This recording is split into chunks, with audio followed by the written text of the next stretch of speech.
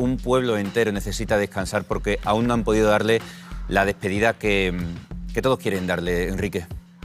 Sí, yo al hilo de lo que hablaba Paco, como siempre con tanta autoridad y también expresado, sí que quería decir varias cosas. O sea, la justicia tiene aristas, hay que ser sutil y hay que matizar las cosas y sobre todo hay que ser respetuoso con lo que se dice, completamente de acuerdo, pero también la justicia tiene una labor ejemplarizante, tiene una labor social, para que la gente entienda que no se puede hacer cualquier cosa en la vida, con la protección de la vida, que es el bien más preciado que tenemos las personas humanas.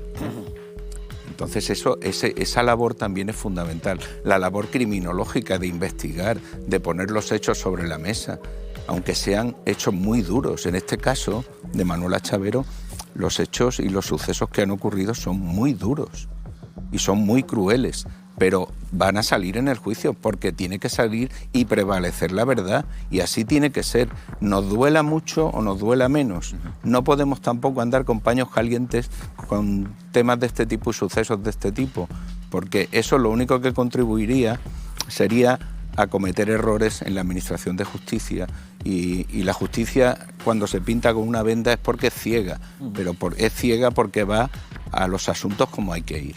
Entonces, esa labor ejemplarizante y esa labor social que tiene la justicia también hay que contemplarla, ¿eh? Quería añadir a lo que ha dicho Enrique y a lo que comentaba también Paco anteriormente, que efectivamente hay un sumario y un sumario especialmente duro, y eso quería comentarlo con Emilia porque ella todavía, a día de hoy, Juanpe, no ha sido capaz de leer ese sumario. Yo recuerdo algunas noches que hablábamos por teléfono cuando ya estaba en tus manos, Emilia, cuando ya Verónica te había hecho llegar ese sumario, y me decía: no soy capaz de leerlo, no soy capaz de abrirlo, estoy intentando hacerlo con mi marido y ni siquiera lo ha conseguido. Solamente sabe algunas cosas que su abogada, con mucha empatía, como bien ha explicado Paco y bien ha dicho también Emilia, le ha contado. Entonces, también hay que, evidentemente eso no tiene por qué trascender a los medios de comunicación ni que vaya más allá, pero en el juicio tiene que quedar patente y claro lo que sucedió aquella noche o lo que pudo suceder en función de los análisis forenses de los restos óseos que tenemos de Manoli. Que hablan, los huesos hablan. Pero Milagros, yo creo que cuando le toque, cuando llegue nuestro antropólogo forense, don Miguel Botella, la mirada va a ser continua para hacia el suelo. Yo puedo escuchar... ¿Tú no has podido leerlo todavía, ¿no, Emilia? No. Es un disco. Yo eso lo guardé cuando me lo ofrecieron y yo eso no lo he tocado más. No. Pues, Emilia, con tu permiso, vamos a levantarnos, Enrique y yo, para comentar algunos de los hechos tan duros que se van a tener que contar y exponer en esta vista oral, en el juicio que comienza a partir del lunes.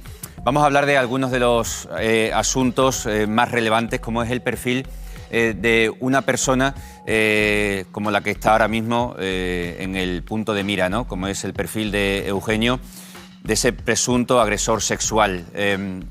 Enrique, vamos a analizar algunas de las características que ponen de manifiesto estas actitudes que luego se han ido comprobando y que a día de hoy, hasta que no haya una sentencia firme, serán presuntas. Pero ese perfil del típico agresor sexual pasa por esto: un varón excitable sexualmente en primer lugar.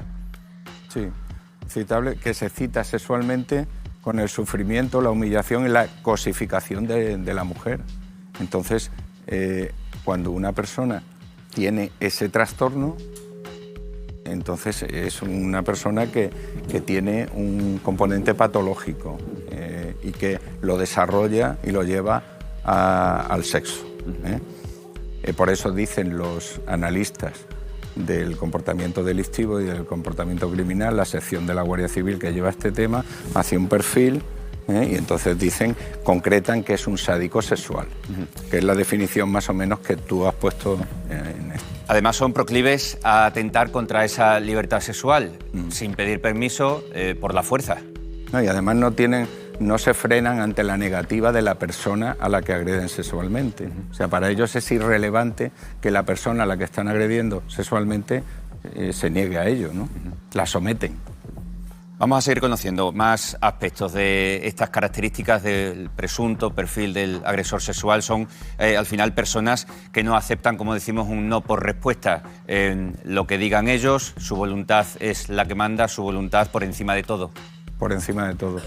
Y como no lo aceptan, tienen comportamientos violentos, agresivos, impulsivos y que no tienen ningún tipo de freno ante lo que pudiera pasar.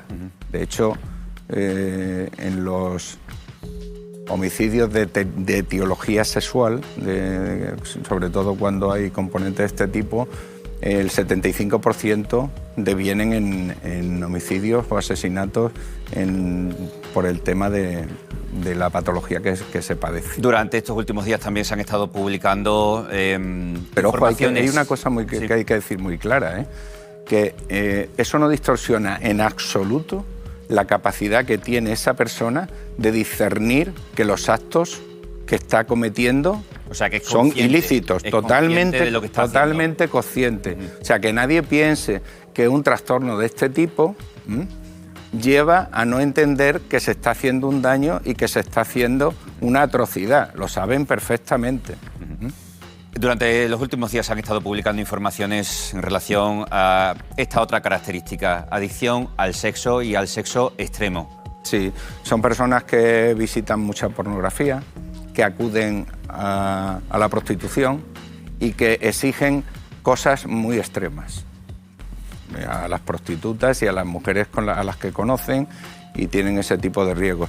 Sigo diciendo todo esto con un respeto absoluto, pero esto hay que decirlo porque es el perfil de este agresor. Y sobre todo teniendo en cuenta que estamos en horario protegido en el que hay que tener efectivamente mucho cuidado con las palabras que se utilizan, pero al fin y al cabo hablamos de personas impulsivas, personas inestables, que no tienen pues ese equilibrio necesario que presentan la sociedad, claro. Una desregulación emocional evidente a la que no ponen freno, ¿no?